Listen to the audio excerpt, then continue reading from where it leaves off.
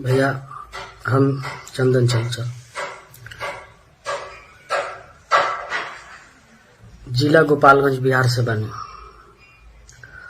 और मोहम्मदपुर घर पड़ेला, जात के मलाह बनी।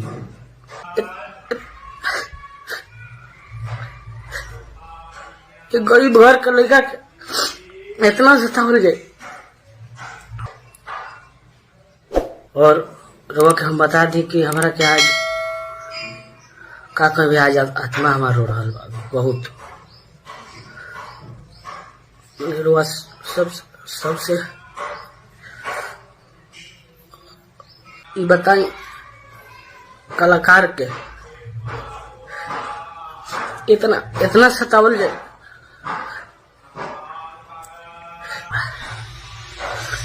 बताएं हमारा कितना लोग परेशान करता और 3-4 साल के बाद बीतल। सौरभ ऐश्वर्या जो उनकी मोतिहारी के रहे वाला बड़े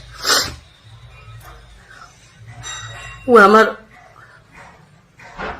एगो गाना आई लोग स्टूडियो से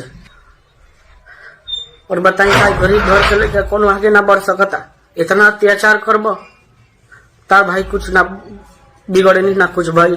प्लीज आप ये वीडियो को सबन ज्यादा से ज्यादा शेयर करी भैया सब कार वो सबन यह चाहता नहीं कि हम गाइल छोड़ दी। अगर वो यह सब बात तो बोली आज से छोड़ देता नहीं। उनकर सबूत सब भी बार बार फेसबुक पर गाली गलौज माई बहन के करत रहे। अब बताई कि गलती का बाजे जे मने गो साहनी कास्ट के बानी हम छोट जात बानी तो इतना सतैब इतना परेशान करब यार। घर के अकेले आदमी बा 10 गो नाम हो गई, हर जगह गाना आदमी देता बेचता नहीं उसे घर द्वार अपन चलता। अब बताई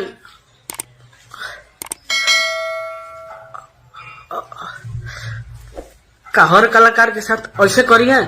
हर कलाकार के माने हर कलाकार कतना कट से आगे जाता कतना